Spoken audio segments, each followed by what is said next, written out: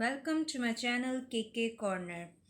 4 mock test हम already cover कर चुके हैं। ये है मॉक टेस्ट नंबर 5। एक फुल सीरीज़ हमने स्टार्ट की है मॉक सीरीज़ की, मॉक टेस्ट सीरीज़, जिसमें हम एसएसटी प्लस ईसीटी दोनों की टेस्ट प्रिपरेशन कर रहे हैं। एक 5 सब्जेक्ट हमने उसमें कवर किए हैं। तो एक सैम्पल के तौर पर हमने ये पेपर्स लिए हैं। इसका सोर्स जो है पास्ट पेपर्स, पाक एमसीक्यूज़ और टेक्स्ट बुक है, ठीक है। उनमें से ये सारे एमसीक्यूज़ एक्सट्रैक्ट किए गए हैं। स्टार्ट करते हैं क्वेश्चन नंबर 1 से। That is सिनोनियम of Vista. Vista means beautiful view, कोई भी अच्छा व्यू हो, ठीक है, एक नज़ारा हो अच्छा, उसको कहते हैं हम विस्टा। विस्टा व्यू है तो जाहिर सी बात है सीनरी, सीनरी भी हम एक खूबसूरत नज़ारे को कहते हैं, ठीक है। अच्छा, विस्टा के नाम से इस्लामाबाद में एक वैली भी है, विस्टा वैली जिसको हम कहते हैं। विस्टा वैली कहाँ पर है? ये इस्लामाबाद में है, ठीक है। तो ये सवाल भी हमारा कवर हो गया कि Vista Valley is located where? Islamabad. Okay, question number 2। There is no solution. Solution के साथ अक्सर जो है फॉर लोग लगाते हैं, दैट इज़ लॉन्ग। सोल्यूशन के साथ टू लगता है, ठीक है। There is no solution to this reason. Fine. Question number 3। The words fought and fought. अब देखें, ये दोनों पढ़ने में साउंड इनका सेम आ रहा है। तो ऐसे वर्ड्स जिनका प्रोनाउंस करने में साउंड सेम हो, क्या साउंड सेम हो लेकिन उनकी मीनिंग डिफरेंट हो, ऐसे वर्ड्स को हम कहते हैं होमोफोन्स। होमो means same, sound, phones means sound, ठीक है। होमोफोन्स। तो फॉट फॉट दोनों की स्पेलिंग भी डिफरेंट है, मीनिंग भी डिफरेंट है, लेकिन इनका जो प्रोनाउंसिएशन है वो बिल्कुल सेम है। इस वजह से इसको कहते हैं होमोफोन्स, ठीक है। टर्मिनोलॉजी भी अक्सर आ जाती है। क्वेश्चन नंबर 4 पे चलते हैं। He was abstained. Abstained means किसी चीज़ से परहेज़ करना, रोकना, रिफ्रेन करना किसी को, ठीक है। तो he was abstained dash salted food by the doctor. तो एब्सटेंड के साथ हमें हमेशा कैरी होता है फ्रॉम। तो he was abstained from salted food by the doctor, ठीक है। नेक्स्ट सेक्शन पे चलते हैं, that is math section, very important section. If a car is sold, अगर एक कार है जो सोल्ड हुई है 50,000 रुपीज़ में, ठीक है, सोल्ड हुई है तो मीन्स कि ये एसपी हुई, ठीक है। हम एसपी मान के चलते हैं, दैट इज़ 50,000 रुपीज़।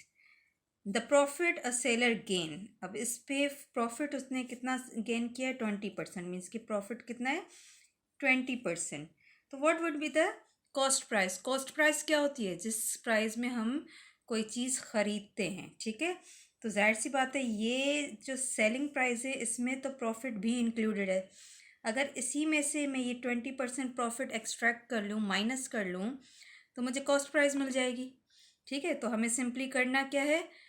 50,000 का 20% पहले निकालना है कि प्रॉफिट कितना हमने कमाया है, उसको माइनस कर देना है, ठीक है। तो 50,000 का 20% कितना होता है?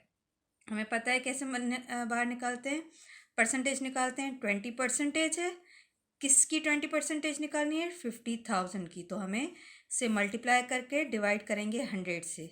0 0 से कट, 0 0 से कट, 2 टाइम 5 इज़ 10, ठीक है। तो कितने ज़ीरोज़ बच गए? स्टिल 3 ज़ीरोज़ बच गए, मीन्स कि 10,000 जो है हमने इस पर प्रॉफिट गेन किया है। तो जो प्रॉफिट गेन किया है उसको अगर हम माइनस कर लें तो हमारे पास बकाया जो प्राइस बच जाती है वो है कॉस्ट प्राइस, ठीक है। तो 50,000 में से 10,000 माइनस कर लूँगी तो कितना हो जाएगा? 40,000, ठीक है। तो हमसे पूछा क्या गया है? Cost price, that is 40,000। Question number 6। Find area of circle. Previous मैंने मॉक टेस्ट में सर्कमफ्रेंसेस बताया था कि सर्कमफ्रेंसेस कैसे फाइंड आउट करते हैं। अब एरिया की बात है, तो एरिया कैसे फाइंड आउट करते हैं सर्कल का? इसका फॉर्मूला है पाई आर स्क्वायर, ठीक है। तो इसको सिर्फ हम फॉर्मूला को यूज़ करेंगे, वैल्यूज़ पुट करेंगे और हमारा आंसर आ जाएगा। तो पाई की वैल्यू फिक्स है 22/7, that is standardized value. Radius कितना किया है? 7, 7 का स्क्वायर है, तो 7 के ऊपर स्क्वायर करेंगे तो 7 का स्क्वायर क्या होगा? इसी यहीं पर सॉल्व कर लेती हूँ। 7 टाइम्स 7 इज़ 49, ठीक है।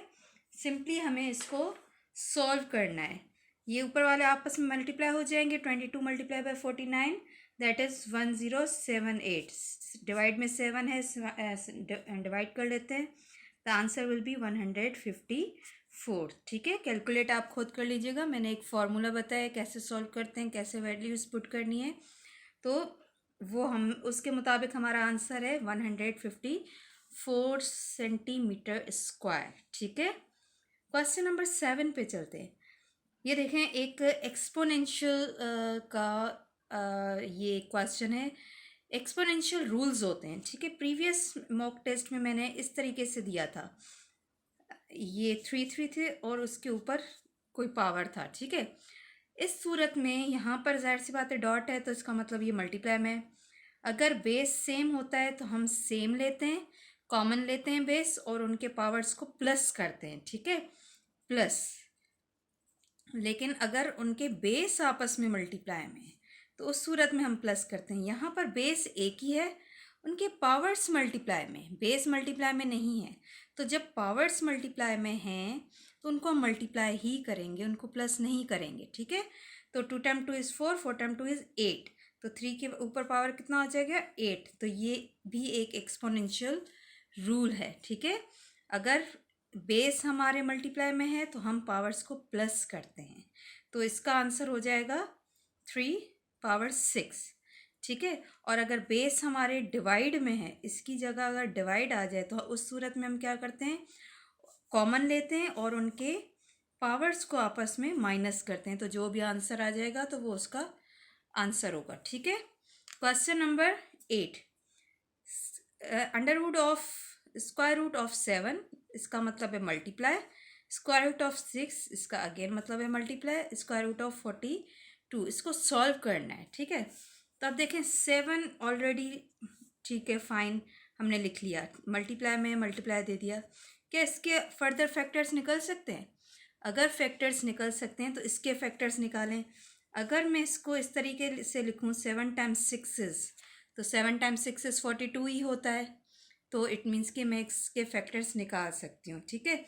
फैक्टर्स के हिसाब से देखें, हमारे पास 2 पेयर्स आ गए, 7 7 के 2 पेयर्स बन गए, इट मीन्स कि 7 बाहर निकाल सकते हैं। क्यों? क्योंकि जब भी हमारे इस तरीके से सिचुएशन होती है तो 2 पेयर मीन्स के perfect square root, perfect square root means के हमारा वो रूट के फॉर्म में आ गया 7, फाइन। अगेन यहाँ पर square root of 6, square root of 6 double है, मीन्स के पेयर बन सकता है, तो हम 6 को बाहर निकाल सकते हैं, ठीक है। तो 7 टाइम्स 6 इज 42, तो यहाँ पर 42 is the correct answer A, ठीक है। नेक्स्ट सेक्शन की तरफ चलते हैं, GK current affairs Pakistan study. Question number 9, real name of Sheikh Ayaz. Sheikh Ayaz का रियल नेम क्या है? मुबारक अली उनका रियल नेम था, ठीक है, मुबारक अली। अच्छा, सबगतुल्ला किसका रियल नेम है? ये है सूर्य बादशाह का, सूर्य बादशाह का रियल नेम है सबगतुल्ला शाह, ठीक है। तो ये क्वेश्चन भी हमारा सॉल्व हो गया। क्वेश्चन नंबर 10 पे चलते हैं। Quaid Azam stayed in dash during his last illness. आखिरी वक्त में कायदे आजम मोहम्मद अली जना कहाँ पर रिहाइश पजीर थे? तो वो अपनी ही रिहाइश गाह, रेजिडेंसी ऑफ कायदे आजम, जिसको हम ज़ियारत कहते हैं, वहीं पर रिहाइश पजीर थे। ज़ियारत, अच्छा, ज़ियारत 100 के नोट के पीछे भी प्रिंटेड है, ठीक है, 100 के नोट के पीछे प्रिंटेड है। ये क्वेश्चन भी आता है कि 50 के नोट के बैक साइड में कौन सी पिक्चर है या क्या है। तो ज़ियारत इज़ द रेजिडेंसी ऑफ कायदे आज़म मोहम्मद अली जना, और 100 नोट के पीछे ज़ियारत की पिक्चर जो है वो प्रिंटेड है। चलते हैं आगे क्वेश्चन की तरफ। Question number 11, that is Pakistan need how many words to exit from FATF, ठीक है, फाइनेंशियल एक्शन टास्क फोर्स, ठीक है, financial action task force. Grey list में इस वक्त पाकिस्तान है, इनकी लिस्ट है, ग्रे लिस्ट भी है, ब्लैक लिस्ट है, ठीक है, और वाइट लिस्ट है।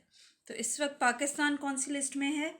ग्रे लिस्ट में। और ग्रे लिस्ट से वाइट लिस्ट में जाने के लिए इसको कितने वोट्स की ज़रूरत है?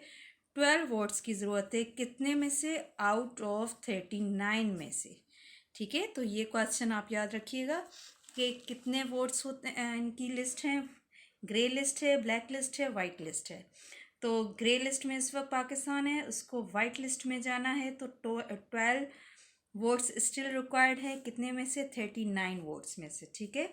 Question number 12, which country citizen was murdered in Sialkot over एलिज्ड blasphemy. Last year एक वाक़या हुआ था ब्लास्फेमी का। ब्लास्फेमी मीन्स तौहीन रिसालत, ठीक है। उस सियालकोट में वाक़या हुआ था माइन के दौरान। कौन से मुल्क का वो इंसान था जिस पर ये जिसको मर्डर किया गया था? श्रीलंकन था, ठीक है, श्रीलंका से बिलोंग करता था वो। ईडीएस पे चलते हैं, next section everyday science. Question number 13, major source of vitamin A. Vitamin A का मेजर सोर्स है सोयाबीन, ठीक है। Soybean is the major source of vitamin A. और विटामिन ए की कमी की वजह से कौन सी डेफिशिएंसी वजह से कौन सी बीमारी होती है? नाइट ब्लाइंडनेस की, ठीक है, नाइट ब्लाइंडनेस, ये भी क्वेश्चन आ जाता है, ठीक है। क्वेश्चन नंबर 14 पे चलते हैं, how long moon light takes to reach on earth, ठीक है। मून लाइट का पूछा जा रहा है यहाँ पर। जो 8 मिनट और 20 सेकेंड से ये सनलाइट का बताया जा रहा है, तो हो सकता है कभी हम जल्दी जल्दी में ये कर लें। सनलाइट को अर्थ पर पहुँचने के लिए 8 मिनट्स 20 सेकेंड्स लगते हैं, और मून लाइट को अर्थ पर पहुँचने के लिए 1.3 सेकेंड्स लगते हैं। Fine. Question number 15, igneous rocks are formed from. ये रॉक्स के कुछ एग्जाम हैं, उनमें से igneous rock is also one kind. किस में से फॉर्म होता है? मैग्मा से। अच्छा, मैग्मा और लावा अक्सर इनमें समझ नहीं आती, क्योंकि ये दोनों वॉल्केनोस से निकले गए हैं।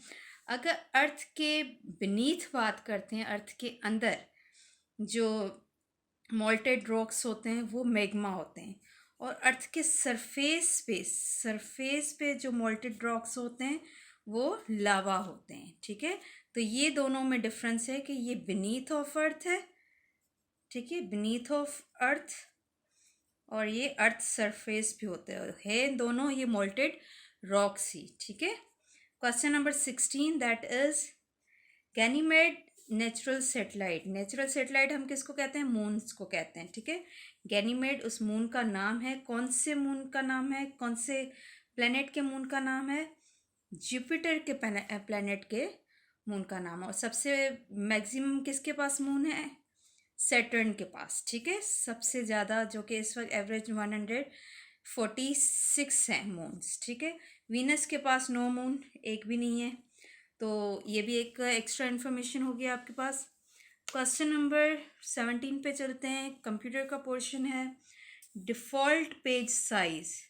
डिफ़ॉल्ट पेज साइज़ क्या होती है? जब हम कोई भी कंप्यूटर डॉक्यूमेंट MS वर्ड में यूज़ करते हैं, दैट इज़ लेटर, ठीक है, लेटर।